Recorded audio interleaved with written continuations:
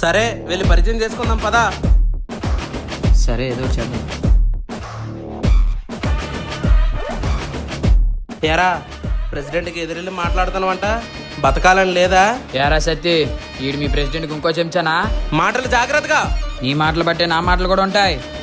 ఏ రైతుల కోసం అయితే నువ్వు ఇంతలా ఎగురుతున్నావో ఆ రైతు చచ్చిన తర్వాత 6 అడుగుల నేల కూడా దొరకకుండా చేస్తా.